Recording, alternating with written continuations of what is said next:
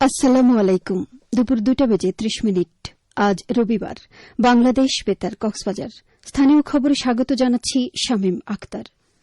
উত্তর পশ্চিম বঙ্গোপসাগর ও তৎসংলগ্ন ওড়িশা পশ্চিমবঙ্গ উপকূলীয় এলাকায় অবস্থানরত সুস্পষ্ট লঘুচাপটি ঘনীভূত হয়ে একই এলাকায় মৌসুমী নিম্নচাপে পরিণত হয়েছে।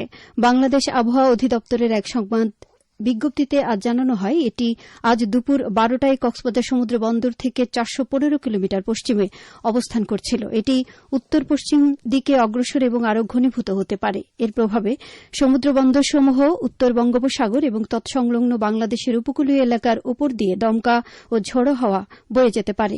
নিম্নচাপ কেন্দ্রের 44 কিলোমিটারের মধ্যে বাতাসের একটানা সর্বোচ্চ গতিবেগ ঘণ্টায় 40 কিলোমিটার, যা দমকা অথবা ঝোড়ো হাওয়ার আকারে 50 কিলোমিটার পর্যন্ত বৃদ্ধি পাচ্ছে।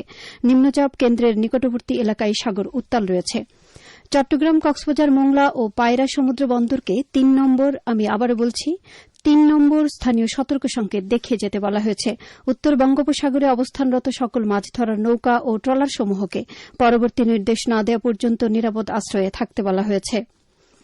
মহেশখালীর জোলাই যোদ্ধা শহীদ তানভীর সিদ্দিকীর পরিবারের কাছে প্রধানমন্ত্রীর উপহার সামগ্রী বিতরণ করেছে উপজেলা ছাত্রদল। স্থানীয় সংসদ সদস্য আলমগীর মোহাম্মদ মাহফুজুল্লাহ ফরিদের নির্দেশে আজ উপজেলা ছাত্রদলের নেতৃবৃন্দ কালামারছড়ায় শহীদ তানভীর সিদ্দিকীর কবর জিয়ারত করেন এবং তানভীর সিদ্দিকীর পিতা বাদশা মিয়ার হাতে প্রধানমন্ত্রীর উপহার সামগ্রী তুলে দেন। মহেশখালী কক্সবাজার নৌ পারাপার বিষয়ে মহেশখালী উপজেলা প্রশাসনের এক মতবিনিময় সভা অনুষ্ঠিত হয়েছে। আজ উপজেলা পরিষদ মিলনায়তনে উপজেলা নির্বাহী কর্মকর্তা ইমরান মাহমুদ ডালিমের সভাপতিত্বে অনুষ্ঠিত এই সভায় উপজেলার বিভিন্ন সরকারি দপ্তরের কর্মকর্তা, উপজেলা বিএনপির আহ্বায়ক, স্পিডবোট মালিক সমিতির সভাপতি সহ সংশ্লিষ্টরা উপস্থিত ছিলেন। সভায় মহেশখালী কক্সবাজার নৌ পারাপারে যাত্রীদের লাইফ জ্যাকেট ব্যবহার নিশ্চিত করা, পূর্ব নির্ধারিত ভাড়ায় যাত্রী পারাবার সহ বিভিন্ন বিষয়ে আলোচনা ও সিদ্ধান্ত গ্রহণ করা হয়। ঈদগাঁওতে স্মার্ট কৃষি কার্ডের জন্য কৃষকদের তথ্য সংগ্রহ কার্যক্রম চলছে। ঈদগাঁও ইউনিয়নে 1, 2 ও 3 নম্বর ওয়ার্ডে এই কার্যক্রম বাস্তবায়িত হচ্ছে।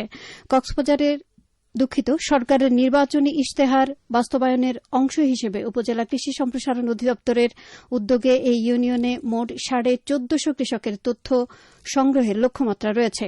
গতকাল পর্যন্ত প্রায় 7 শতাধিক কৃষকের তথ্য সংগ্রহ করা হয়েছে বলে জানান উপসহকারী কৃষি কর্মকর্তা আবদুল্লাহ আল নোমান। আগামী 4 আগস্ট এই কার্যক্রম শেষ হওয়ার কথা রয়েছে। অতিবৃষ্টিতে ক্ষতিগ্রস্ত রামুর ফতেখারকুল ইউনিয়নে 100টি পরিবারের মাঝে সরকারি ত্রাণ সহায়তার আওতায় চাল বিতরণ করা হয়েছে। আজ ইউনিয়ন পরিষদ প্রাঙ্গণে ভারপ্রাপ্ত চেয়ারম্যান কামাল উদ্দিন প্রতিটি পরিবারকে 10 কেজি করে চাল বিতরণ করেন। এ সময় ভারপ্রাপ্ত চেয়ারম্যান বলেন, প্রাকৃতিক দুর্যোগে ক্ষতিগ্রস্ত পরিবারের মাঝে পর্যায়ক্রমে সরকারের ত্রাণ সহায়তা পৌঁছে দেওয়া হবে। কুতুবদিয়ায় সামাজিক ক্ষমতায়ন ও আইনি সুরক্ষা কর্মসূচির আওতায় সম্প্রতি প্রাপ্ত 35টি অভিযোগের মধ্যে 33টি নিষ্পত্তি করা হয়েছে। এসব অভিযোগের মাধ্যমে ক্ষতিগ্রস্তদের জন্য মোট 3,53,000 টাকা আদায় করা হয়েছে। এছাড়া এ বিষয়ে জনসচেতনতা বাড়াতে 5টি পথনাটক মঞ্চস্থ করা হয়। কর্মসূচির উপজেলা কর্মকর্তা জানান, আইনি সহায়তা ও বিকল্প বিরোধ নিষ্পত্তির মাধ্যমে দ্রুত ও কার্যকর সেবা নিশ্চিত করার পাশাপাশি সাধারণ মানুষের মধ্যে আইনগত সচেতনতা বৃদ্ধি করতে বিভিন্ন কার্যক্রম পরিচালনা করা হচ্ছে। আবহাওয়া আগামীকাল দুপুর 12টা পর্যন্ত 24 ঘণ্টার পূর্বাভাসে বলা হয়েছে, আকাশ আংশিক মেঘলা থেকে মেঘাচ্ছন্ন থাকতে পারে। সেই সাথে কিছু কিছু জায়গায় দমকা হাওয়া সহ হালকা থেকে মাঝারি ধরনের বৃষ্টি অথবা বজ্রসহ বৃষ্টি হতে পারে। কক্সবাজার সমুদ্র বন্দরের জন্য 3 নম্বর, আমি আবারও বলছি 3 নম্বর স্থানীয় সতর্ক সংকেত দেখাতে বলা হয়েছে। আগামী 24 ঘণ্টায় দিন ও রাতের তাপমাত্রা প্রায় অপরিবর্তিত থাকতে পারে। আজ সূর্যাস্ত যাবে সন্ধ্যা 6টা 34 মিনিটে, আগামীকাল সূর্যোদয় হবে ভোর 5টা 24 মিনিটে। আজকের সর্বনিম্ন তাপমাত্রা ছিল 26 ডিগ্রি সেলসিয়াস এবং সর্বোচ্চ তাপমাত্রা ছিল 29 ডিগ্রি সেলসিয়াস। এখন জানিয়ে দিচ্ছি বাঁকখালী নদীর মোহনা ও সংলগ্ন এলাকার সামুদ্রিক জোয়ার ভাটার সময়সূচি। আজ জোয়ার শুরু হবে দুপুর 3টা 27 মিনিটে, চলবে রাত 9টা 13 মিনিট পর্যন্ত। ভাটা শুরু হবে রাত 9টা 13 মিনিটে, চলবে রাত 3টা 8 মিনিট পর্যন্ত। পুনরায় জোয়ার শুরু হবে রাত 3টা 8 মিনিটে, চলবে আগামীকাল সকাল 9টা 32 মিনিট পর্যন্ত। সবশেষে পর্যটক বার্তা। পর্যটন নগরী কক্সবাজারে আগত ভ্রমণ পিয়াসুদের সাগরের পানিতে নামার পূর্বে সাবধানতা অবলম্বন করার জন্য অনুরোধ করা হচ্ছে। যারা সাঁতারে দক্ষ নন তাদের পানিতে বেশি দূর যাওয়া উচিত নয়।